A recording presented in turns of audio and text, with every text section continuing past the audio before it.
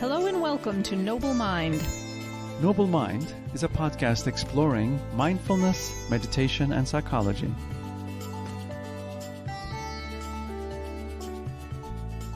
Hello, everyone. In this episode, we talk to Caroline Hoffman about embodiment, mindfulness, and working with challenging habits of thinking. We explored the ways that our lives could be improved by learning to be more connected to the experiences of our bodies. Caroline Hoffman is a certified mindful self-compassion and MBSR teacher living in the UK. She completed an undergraduate degree in social work at the University of Melbourne and later became a specialist intensive care nurse.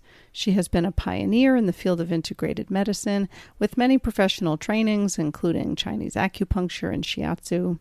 She holds a PhD and has published research on the psychological and physical benefits of MBSR for people impacted by cancer. She's also a longtime Iyengar yoga practitioner. If you're a fan of Noble Mind, we would love for you to follow us on Facebook, LinkedIn, Instagram, Twitter, or like us on YouTube as well. Come join our free Facebook group at facebook.com/groups/NobleMind. And of course, you can always learn about upcoming events, get our show notes, join our email list by going to our website at noblemindpodcast.com. Enjoy the episode.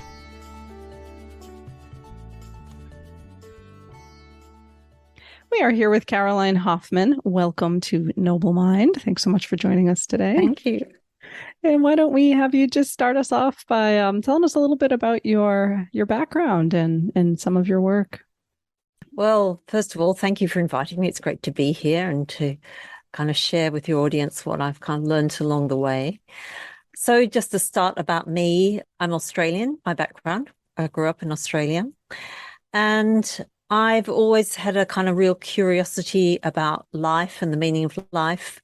And that was kind of helped by the fact my mum met a yoga teacher when I was about 4 years old. So that started our whole family on a particular kind of journey and being introduced to sort of hatha yoga and meditation, which I kind of engaged in my teenagehood, really the journey started there. And then this was still in Melbourne, and when I was at university, I went to Melbourne Uni, and in my second year, I got really ill. I had viral meningitis, I was hospitalized, and I was ill for, a few months. So this was a kind of a turning point, my first big turning point, I guess. I'd had periods of ill health as a younger child, but this was a big thing for me. And so this really turned my mind to thinking, okay, well, how can I look after myself? What do I need to do? And being the kind of partying university student clearly didn't work for me. So then I became interested more in meditation. I took up really regular yoga classes. Interesting, my first yoga teacher in Melbourne was she was Swiss, but she lived in Melbourne and she'd studied with Mr. Iyengar, and that's kind of an interesting theme because I ended up coming back to Iyengar yoga many years later after trying lots of different other forms. So I started with that, and also transcendental meditation, which at the time in the 70s was a really big thing. So that's kind of where I started. And then in my at university, I'd studied psychology and social work, and I ended up doing a kind of working for an organization which was a voluntary organization but has statutory powers to apprehend children kind of in need of care and protection. So for a kind of middle-class Melbourne girl, age 21, going out into the really poverty-stricken areas of inner city Melbourne and the poverty-stricken suburbs, this was a complete eye-opener. And in fact, it was such an eye-opener that I did it for 2 years, and then I went and did nursing. I just thought, I can't do this. And in those days, the support wasn't there. And, we're not, I think we didn't look at all the systems around supervision and all the things that we have in place to look after ourselves wasn't kind of buddying, wasn't there at the time. So that led me off to do general nursing training, and I ended up working in intensive care for 9 years. And it was in that period I did a specialist intensive care nursing course. And after I'd done that, I came straight over to the UK. I followed my heart. I had a flame who'd come over to the UK, followed that. The flame didn't last, but that was okay. It kind of did what it needed to do, which was kind of got me out of Australia and got me into a new world. And interestingly, I'm still here living in the UK, but not with the same flame. So that was interesting because then I started bringing integrative approaches. So I was one of the early people in the sort of late 80s to start bringing integrative approaches into conventional medical approaches. And that's been a very rich side of my life, doing a lot of trainings in things like touch therapies and acupuncture and various other things. And then kind of one thing led to another. And I thought, well, mindfulness, which is something I kind of fell over. It wasn't something I planned to do, but I've trained for quite many things. I'm a lifelong learner, I think, not by intention, just by kind of what opened up to me in life. So I trained as a shiatsu practitioner, completed that in around 91. And then the next year, there was an offering by someone who was teaching mindfulness and shiatsu. So I thought, oh, that sounds interesting. So this was a kind of offering in the country, in beautiful Wales in the UK. Off I went. And, it wasn't so much the shiatsu training from this person that I was interested in, but wow, was I suddenly found mindfulness. And that for me really was the biggest turning point of my life, I think, in terms of my engagement with meditation. And so that was the start of a very long and consistent journey in the exploration of mindfulness, to the point where in the early 2000s, but at this stage I'd moved from intensive care and I'd translated over to working with people with cancer, supporting them using integrative approaches. And I decided to do my PhD, late student doing PhD, and evaluating mindfulness-based stress reduction in people affected by cancer. So I did massive round, came over to UMass, studied with John Kabat-Zinn and colleagues there to do my teacher training, and then went back and ran this massive randomized control trial of, I think we were 229 participants. So that was a big thing for me. That was published in the Journal of Clinical Oncology, which was it's a very prestigious journal. I think it may have been the first sort of integrative medicine type study that was actually published there, but there's been a lot more since. So that was really good. So that was published in 2012, and then I've continued on in this journey of integrative approaches with people affected by cancer.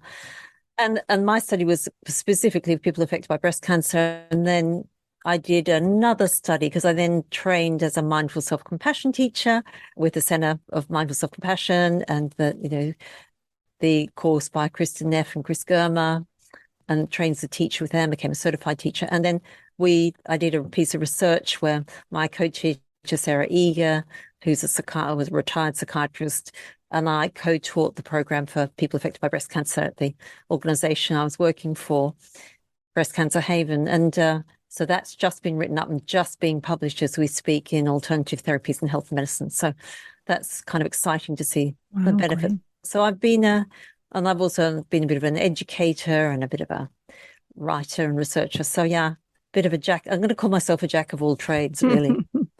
And yet it's all kind of a piece, right? It's all swimming in the same sea, right? It's not like you're doing like engineering or something. It's all connected in terms of helping and healing and supporting and, the sort of human services, social services, healthcare. I think a lot of people bounce around between roles and those different disciplines over the years. I'm kind of curious to go way back in time, maybe, and hear a little bit more, just because it's unusual for folks to have had the childhood that you had. And if you have any more thoughts on what it was like to grow up with yoga or and you mentioned sort of learning of mindfulness later in life. And to me, I feel like, well, there's probably was some mindfulness in yoga. Was there any sense of that connection? Yeah, it's a really good point. So yeah, the yoga I studied, we did the exercises, and I found, I've always loved movement. So that's been something that's been a constant for me. I'm always feeling better for moving. I'm not a person who likes to be sedentary.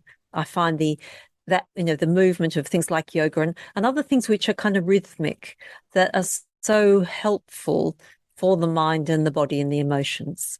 And I think that's something I really needed. I look back at my upbringing. I look back at my caregivers, and there were patterns of anxiety in the family, and I can see that was something. I was never diagnosed as anxious, but I can recognize that in some of my behaviors. And so these movement things and also the kind of with the transcendental meditation, all these things are really helpful in calming the mind and body. So that was something very soothing and that I found incredibly helpful that I needed. And that started to give me a bit more kind of resilience, I think, for myself. I mean, I think like many of us, one way kind of sensitive and sort of possibly sensitive and intuitive and exploring. We're very affected by the world around us, aren't we? And I was no exception to that, So I think having these things I found really, really, really helpful. And also I happened to be an amateur musician. Of course, that was really helpful as well. These things about sound and rhythm and music and sort of movement are really supportive to me. So that's kind of where I started and then moved. I said the transcendental meditation was interesting. I also studied for my first meditation in my bedroom, sitting on my cushion with The Science of Breath. That was another book that I really explored. So I guess when I got to when I kind of fell over mindfulness, as I say, I'd already had some grounding, which had been helpful. And of course, and also I did some bit of contemporary dance, university. So all these things, I think, kind of one thing led to another. I recall that I got interested in yoga, discovering it in dusty library books when I was questing to find spirituality and meaning when I was in high school, and ended up doing a lot of hatha yoga in high school and college, and did a teacher training right out of undergrad. And I'm surprised still. I mean, it's been a lot of years at this point, but there's still so much of those experiences that feel very foundational to my understanding of the world and how I relate to myself and my body. And I can only imagine what it must be like to have had that experience kind of growing up, just in terms of some, I don't know, it's hard to articulate because it's more nonverbal and embodied, but just some way of relating to the sort of experience of the body or something or understanding alignment or movement in some way. Yeah, I agree with you. And I think this kind of sensing into the body and mind, as we know, are completely connected, body, mind, emotions, and there's no kind of separation really. But this, we get so caught in the mind, don't we? In our thoughts, believing our thoughts, all this stuff. And so it's like the body is so much a refuge. And I think for me, there was a guy called Ken Dykewald, I think he was called. And when I did massage therapy training as one of my many trainings, and he wrote a book called Body Mind. And I thought, yeah, that's the book. Right. Because it's a body, it's an embodied mind, isn't it? It's this, that we've got to be able to open our attention, our awareness to this, not just the kind of, I'm not just thinking of the kind of outline of the physical body, but that sort of energy sort of envelope, if you like, or whatever, or our personal space, or whatever word terminology kind of speaks to you, but that this sense of who we are and this feeling in that we do. I mean, it's kind of, the peripheral nervous system obviously is kind of what we're feeling through, but there's a lot, this kind of interconnection between the body and the mind and the way, we sense and the way we kind of know or understand, which goes way beyond the thinking mind, that we and this sense which as we develop it, it's such a vital process of partly monitoring ourselves, but also helping ourselves know where we are and what we need, but also then, how to act in the world if we can, and obviously we lose it. I mean, I lose it all the time. We go up in our heads all the time, don't we? But in a way that doesn't matter because we can always, once we've got a little bit of a sense of it, we can keep coming back to it, which is then, as you say, gives us this sense of connection, this sense of ground. It's interesting. I'm reminded of how Tibetan Buddhist monks, when they talk about the mind, they point to their chest. So when they talk about mind, they're talking about an embodied awareness, not just thoughts, the way Westerners may think. But we also interviewed Ann Weiser Cornell, who does, and experiential focusing, which is about finding felt senses, finding next steps from the meanings that our embodied experience is telling us. So that's very rich. Yeah, that's really important, Alex. And, that you touched on that, because in a sense, it is the heart, you say your chest, but it is the kind of the heart, which is really, we talk sometimes about heart mind, don't we? And to me, it really feels like the mind, what I call the real mind, whatever that is, which isn't just the brain, but it does rest more in the heart. And it's this kind of heart sense of our lives and living from this felt sense of awareness, and also this, real, I don't know, I'm going to call it love, because I don't know what else to call it, but this kind of opportunity to access this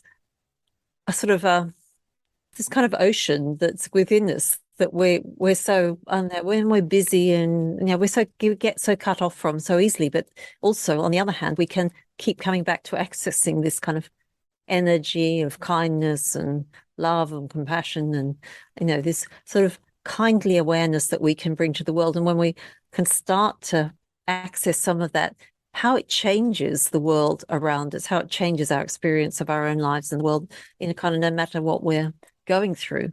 And even though, we just might be in such a terrible state that we just kind of forget about it, we're worried, we've got physical, mental, whatever it is, problems, but I suppose what's heartening is it's there to come back to. It never goes away. It's always there. I grew up partly because of trauma very much in my head and disembodied. And then I remember discovering focusing, experiential focusing, and reading, and just being astonished that people could get information from their bodies.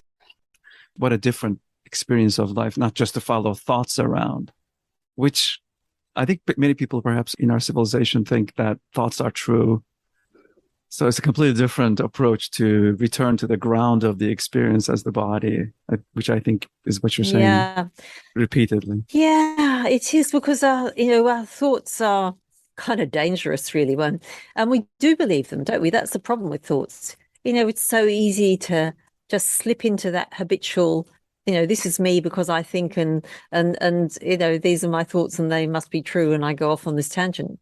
And this opportunity that we have to kind of just sometimes, just by breathing out, just by feeling our body on its support on the ground, on whether it's our feet on the floor, whether it's our bottom on the chair, whatever it is, that's that feeling of being able to come back to some contact, which then enables us to open our awareness in a different way, which isn't led by thought. And also interrupts the already conditioned sequence of thoughts, behaviors, and so on, just playing out sort of random conditioning, Yeah, absolutely.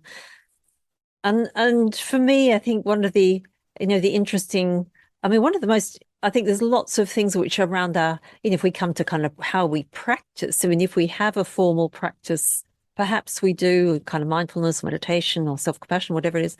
Perhaps we do, perhaps we don't. But I think, we can kind of practice in everyday life just by coming back to literally down to earth, literally as a way, whether we're, standing on a train or walking down the sidewalk, or, waiting for a lift, or, driving the car, whatever it is, there's ways of just connecting with ourselves in a different way, as starting a different conversation with our lives, just from this simple act of noticing that we're actually part of the earth, And I love, it really helps me to remember that, we got this body, good, bad, or indifferent, however it kind of shows up for us in this moment. And, whether we're struggling with it, whether it's healthy, but it's all made up of the same elements as the rest of the planet, that we are part of this bigger system. I find that helpful to remember. Yeah, what a wonderful perspective and reminder in terms of that sort of getting caught up in our head and our thinking that can be so limited and isolated feeling and disconnected feeling, to sort of remember, actually we're connected in like a very elemental, literally sort of way to the earth and to the world and each other. I'm thinking also that there's something about connecting to the embodied experience versus just our thinking mind. It's not to say that thoughts aren't useful. Thoughts are useful sometimes, but I think that there's something so enriching about having a full-bodied experience, and a more complete experience, or a complete human experience of not just being stuck in your frontal lobe all day thinking, but coming back to feeling and sensing and all the sort of subtlety there. I don't know, it feels a little bit like a really complex glass of wine or soup or tea, or like there's a lot of layers and flavors and textures there that could easily be missed if you just kind of guzzle it down or are focused on something else. Yeah, no, completely. And I think this is, why mindfulness is as a kind of an understanding of, living a fully lived experience as best we can, moment to moment, because it gives us, as you say, a richness to life that without which, life, it can be very dry. Life can't it feel very kind of habitual and automatic, and life, especially I think when we're busy, we can lose our creativity, our spontaneity, kind of get a bit lost in the humdrum. So this enlivening element of this coming, as you say, coming to our senses, seeing thoughts as thoughts that come and go rather than as all there is. And it sensitizes us, doesn't it? This practice, if we do it in a kind of a kindly, curious way, kind of sensitizes us to our own lives, but also then to the lives of others. So it gives us a new lease of life, I'm going to say, because it's enabling for us. I can imagine an earlier version of myself thinking, I have more important things to think about than feeling contact points. And I think I might answer that, yes, but that you can actually think better if you're grounded, if you interrupt habits of thought, so you can be more creative. That's sort of like being present. And yeah, absolutely. And I think that, the danger of progress, in inverted commas, in whatever that is in these days, but, that we've become very, we all know the danger of having our screen, living through our screens. I mean, okay, we're on the podcast now, and it's wonderful to be able to connect with you in Boston and me in Hampshire in the UK. But it's this thing about, living through virtual reality rather than allowing ourselves to, step out into nature, whatever. I find nature a huge source of comfort.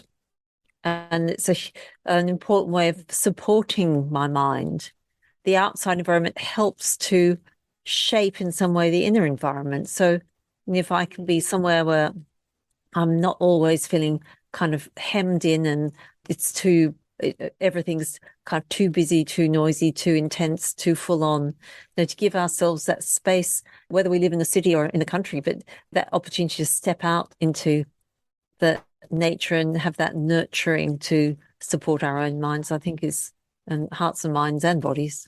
That's hugely important. And it's interesting, isn't it? Because I grew up kind of by the sea, for elements, the sea, water is very important to me. I've got a deep connection with that because we used to spend a lot of time by the sea, in the sea, on the sea. I just feel it's helpful. I find it helpful to have a connection with nature, and I think most people do, and giving ourselves that opportunity. I also think, along with connecting to nature, my experience, particularly I'm thinking like during the pandemic and working from home and being on screens even more, I really felt the difference even between just like in teaching, let's say like teaching a group on Zoom versus just physically being in a space with other people is just very different. And of course, I think there's been some great uses of technology and I'm very grateful for it. But even just stepping away from the computer and engaging with three-dimensional reality, like even if it's not like a grand walk in the woods or a trip to the beach or something, but just like folding my laundry in the living room or something, just to engage with like something tactile and three-dimensional or like moving things around, as mundane as that seems, it is just such a nice shift from all the screen time. There's a possibility of a joy in the ordinary. As you say, it doesn't have to be a big trip, but it can be just right there, just the tactile, the sensations, the engagement with ordinary things when we really pay attention to them, that changes the quality of the experience of the activity, doesn't it? So if we wash our dishes in the sink, as I do, because we don't have a dishwasher, we don't need one, just that kind of feeling of the water, the bubbles, the sounds, the kind of, it's a different experience, isn't it, when you're paying attention rather than when the attention's elsewhere. Right, absolutely. Well, we've talked a lot about the body and coming back to the body and listening and connecting. Maybe this would be a good segue.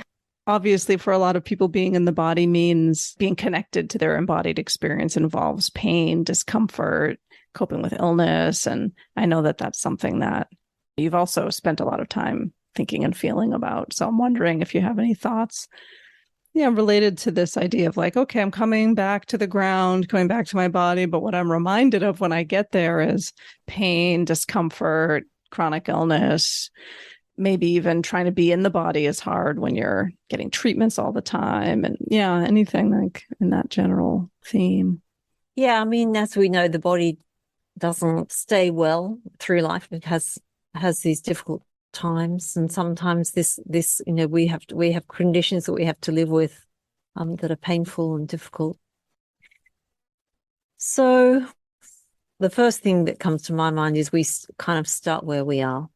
And I think the most important thing for me is that what the lens of mindfulness is a kindly lens and a curious lens. And it's a lens where we can gently explore what's here.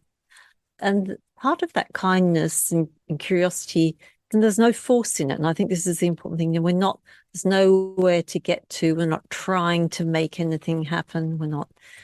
So there's opportunity for us to come to, if we're coming to the body, starting first of all with safety. I think this is the key thing. So what is there for a start? Any way that any part of my body which feels safe, that isn't suffering from pain, trauma, whatever. Is there anywhere that I can take my attention which feels what I'm going to call, neutral? It doesn't have to feel kind of necessarily very pleasant, but it also doesn't feel unpleasant. So where might that be? Is there anywhere as a starting point? And it might be my thumb, might be a finger, might be a toe, might be an earlobe. It just might be being able to feel maybe just feeling the air coming in and out of nostrils, as an example. So is there anywhere where as a starting point? And if there isn't, maybe, this is where the kind of self-compassion comes in, because is it possible for me just to be kind, bring some sense of softening and kindness and allowing to this dear body, which is struggling, has so much going on, it's struggling so much. And when we're really struggling, is there an opportunity for us just to kind of get a general sense of softening the body, not trying to make it do anything, not resisting as best we can, not resisting what's there, but just a kind of it's almost like when we can start to have a sense of softening, there's that kind of gentle muscles can start to relax a little bit, body becomes feeling a little bit more spacious, and starting exploring this as a practice. Just what's it like just to be, even if just for this moment, what's it like just to allow this body to soften and to open, and then just to see where that leads. I mean, my doctoral research, which was the MBSR with people affected by breast cancer, we had quite a few women on that study who were living with chronic pain. And interestingly, there were people who reported shifts in their relationship with chronic pain. So some of these people had chemotherapy and they were suffering from a condition called peripheral neuropathy, which is a painful condition of particularly the hands and feet, often as a result of the nerve endings being affected by the chemotherapy.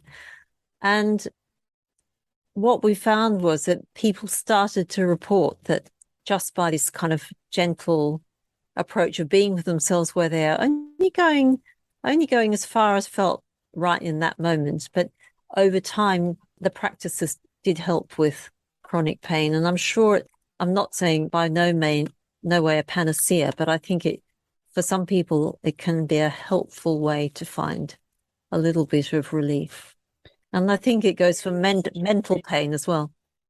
Yeah, mental and emotional the same. We get very tight. The body gets very tight when we're stressed, when we're worried, when we're anxious. So this starting with just a little bit of softening, ease, allowing, even if we just kind of mentally just saying these words and just being curious about what happens in the body.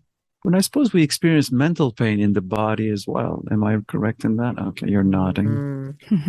Yeah, I mean, because it's this mind-body connection, isn't it? That when we're, we just have to think hard, don't we? And our brow sort of furrows and our jaw tightens. I don't know about you, but mine does. Yeah. And, off we go. We're in this kind of, so often this kind of intensity of thinking or overthinking gets us into these states in the body. Sometimes I'll be reading something like just on my computer or an article or a book, and somebody will ask me if I'm okay because I'm making I'm intensely focused, like you're saying, my brow is furrowed, my jaw is tight, or whatever it is. I'm just thinking really hard and it shows on my face. And it's like, yeah, no, I'm actually really engaged. I'm happy. I'm intellectually stimulated, whatever. But apparently it looks tight, which is very interesting. So, I mean, I don't want to micromanage that, but it's kind of interesting, as you're saying, our bodies totally respond to the mind state we find ourselves in. Yeah. And one thing I've been doing lately, I find, I get a lot of, when tension comes, it can often be a lot around the shoulders, the jaw, the face. And so I've been kind of playing with this thing of kind of having this broader awareness around that part of my body and just having that sense of everything just softening and spreading and opening. Yeah. Just playing with that. Because, the more, it's like everything, the more we do it, then it becomes, the more habitual it becomes, and then our body gets stuck in particular contortions or shapes, doesn't it? And which also affect our mind and emotional states. So, the kind of the hunching of the hollow chest, the rounded shoulders, all the stuff which can naturally come with older age as well, which is difficult for people. But we know that we often feel so much better if we can just gently have some sort of lifting and opening of the chest, and a sense of anything we can do just to support ourselves for good posture in gentle ways can really there's lots of different approaches out there, but I think it's important for us to remember that stress and aging have these effects on the body, that if we don't pay some attention to them, that we end up getting stuck in kind of these patterns later on where we rather not be. It's making me want to relax in my chair here and sit up a little in a good way, though. I mean, I think that it's so often it's as you emphasized a few minutes ago, the kindliness is really important, or the self-compassionate quality of attention is really important, because it would be very easy to treat that kind of stuff as a corrective, right? Oh, I've got to have good posture, or, mindfulness is going to fix something, and then have this kind of aggression show up, right? Or it just becomes part of the whole impatient attempt to fix something, instead of that kind of caring, spacious, kind. More shoulds. More should. Yeah. Yeah, absolutely. And I was on a retreat recently. And on the retreat, you have an interview kind of thing with the person leading the retreat. And this guy said to me, listen to what I had to say, and took some time. And he said, oh, I just think you just relax a bit more. It's so simple, isn't it? Just relax a bit more. That's all you need. Yeah. So I've been taking that very seriously, my relaxing. Because I don't know about you, but kind of our culture and the way I was brought up, we're trying hard, got to achieve stuff. We've got to, not even consciously, but it's kind of there, isn't it? It's kind of brought up in our education systems and what often we do need to is just take our foot off the gas and just relax and allow things to come. Yeah. It goes completely against our training and all the messages we receive, almost bombarded by. Yeah, absolutely. I have this experience, it's hard to kind of put words to, of being slightly ahead of time sometimes. Like it's not just like thinking in the future, but it actually feels like I'm like already halfway there instead of just allowing the future to come. Again, not to say like we don't ever have a plan or something, but there's this way in which I'm like leaning too far forward instead of letting the natural rhythm of time and life or whatever run its own course and like allow for the unexpected or make space for this will take. One of the things I find I often remind myself is like, this is going to take the time it takes. Like I can't know what that's going to be. I need to like kind of stop the leaning forward and the pushing ahead and just sort of be here, not already there. But it's a practice. It's not easy, especially when you've got a lot of projects going and things happening. And so you're always kind of slightly looking ahead and putting all the pieces together in some project management kind of way to kind of pull back sort of deliberately. Yeah, I certainly recognize that in myself too. And I think it kind of goes with the territory of having a kind of this lifestyle that we have where we have, we might love what we do, but it's still got these other elements to it, hasn't it? Where we've got to do things in certain time frames. Maybe we're working with other people, get things organized, make things happen. Yeah, I know, really notice that too, Kate. And I think it's a constant challenge, isn't it? Because as you say, it's this head forward. And there's that lovely quote from the Dubliners, James Joyce's short story called The Dubliners, and where he says, Mr. Duffy lived some distance from his body. And this, this kind of, it's almost like this commute, it's like you see in cartoons, you see people commuting and it's all head first and bodies behind. And right. I'm really aware of that. And one of the things that I learned sort of early on, my first mindfulness teacher was a Zen teacher and was what she called the backward circle. So it's this idea of we go kind of more from the underside when we're walking, when we're doing something, rather than this head first, bringing us back. So it's coming, the backward circle rather than the forward circle, which I find, is kind of another helpful way. So it's going from, if you start kind of like at the top of your head, you're going back down, down your back, under your backside, and then kind of forward, rather than starting at the sort of top of the head and going forwards in front of your face and that kind of way. Sort of a slight lean back almost. Yeah. Metaphorically. Yeah, and exactly. And I think this literally taking our attention more into the back of the head, the back of the body, can help us because it's almost automatic, isn't it? Because our eyes take us forward. That's one of the problems. Our visual senses, we're looking out for danger. We're trying to survive, all that stuff. And there we are. Our eyes are taking us forward the whole time. Yeah, absolutely. Yeah, even just as you kind of described going down the back of the body and then kind of forward from there, it's a very different experience in a very sort of subtle way. Yeah. Yeah. Yeah, and I suppose if you look at things like Tai Chi, Qigong, martial arts, that's the kind of coming from that grounded perspective. When we go that way, we're able to stable and grounded, or the horse stance, as some people might think of it, that when we drop the energy down, rather than having it head first, we drop it down, it gives us that extra stability. I'm also thinking, just sort of riffing on this, that this comes up for me with illness as well, since I know one of our other themes is dealing with pain and sickness and chronic illness, is that there's like this wish to get healthy sooner, or like wanting to be able to will yourself to be healthy, or I'm over this flu, but the flu's not done with me, or that feeling of like, I want to be better today, so I'm going to pretend I'm better, even though really I need another day in bed. That feeling of kind of wanting to rush ahead to that better place when this illness is gone or this treatment is over or whatever. That experience is very connected to me, of like wanting to be somewhere else in the future and not here. Yeah. And don't we, when things are difficult, when we're ill, when things are really hard, here's the last place you want to be, isn't it? I mean, that's right. It's the hard thing. I think one of the things I've learned, and one of the things that's been really helpful from the mindfulness practice, I think is particularly when I've been ill. I had a few days last year when I was really ill. I got some very sudden kind of viral thing that affected my balance. I was lying in bed, and what I'd kind of just did was I couldn't do anything. All I could do was lie there and just be aware of lying and breathing. Practice can be helpful, you say, in taming that desire that we all have to rush forwards and do too much and not listen to ourselves, not listen to our bodies.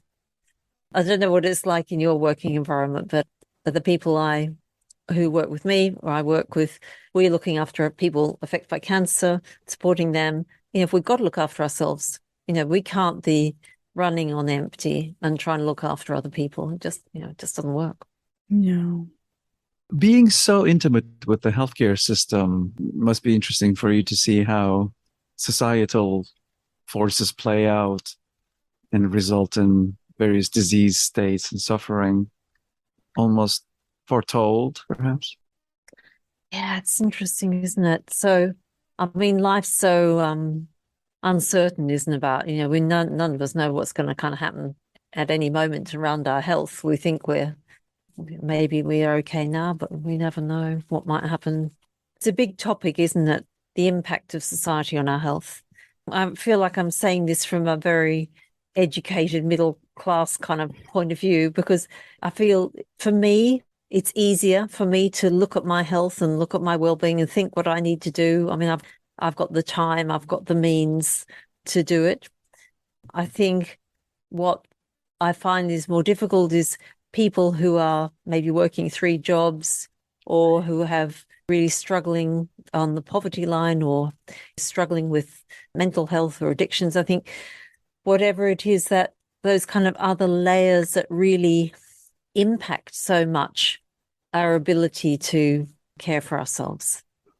As you were talking about carers and caregiving previously, and then Alex's comment made me think about how those societal messages about like you need to be busy or being outwardly focused instead of self-caring, and how those messages then end up impacting people who do end up providing care to other people by being overly selfless, by not being willing or comfortable or able or whatever to put that attention on themselves or give themselves care.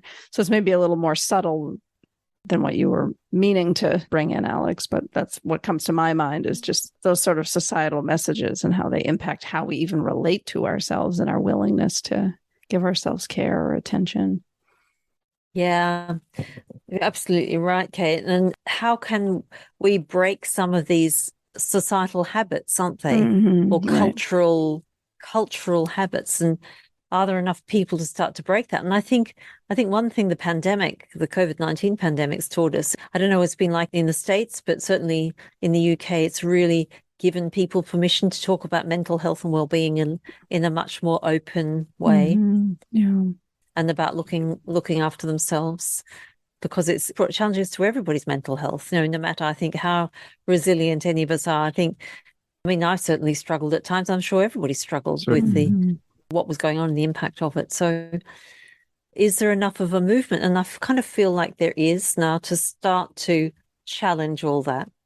I think it's very interesting that the way over centuries, I'm not a historian, and my knowledge of history is pretty limited, I can promise you.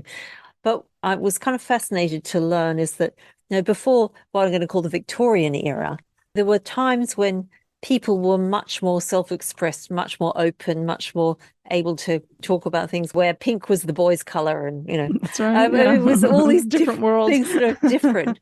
Yeah, and then it's like life goes in sort of phases, and then we moved into this kind of period where nobody talked about it and the thing, and it became this kind of stiff upper lip. I know it's a kind of British term, but it certainly affected, I know, a lot of us Australians and definitely people in other cultures. And then, we started to have a shift in the 60s and 70s for those of us who are old enough to remember that. And then we got kind of caught up in making money, I think it seems like, in the 80s. And now it feels like we're opening up again. We're opening up again into another period of kind of human growth through a lot of pain, I think, for many people with what's going on. But can we harnessing? My sense is we have to harness what we can and do what we can, and and then see what happens. But it feels like the generations coming up are wanting change. They're wanting human growth. And in some ways, we're being forced towards it with what's happening on the planet too. Yeah, I see all the trends that you're describing there too. Thank you so much, Caroline, for sharing your consciousness with us, for your perspective. And where can people find you, learn more about you and your work? So the best way to get me at the moment is probably to send me an email, to be honest. So that's caroline@acompassionateheart.co.uk. I do have a website that's under development, drcarolinehoffman.com, but I don't think it's going to be ready for a couple of months yet. And we'll put links to your articles. Lovely. Thank you. Thanks so much, Caroline. This was great. To you. My pleasure. Thanks for inviting me. Thank you. Thanks for listening today. If you enjoyed this episode, we hope you'll hit subscribe, leave us a great rating or review, and spread the word. You can also go to noblemindpodcast.com to join our email list. You'll get a weekly behind-the-scenes message, news, announcements, and other special goodies we come up with just for you. Thanks for listening, and bye for now.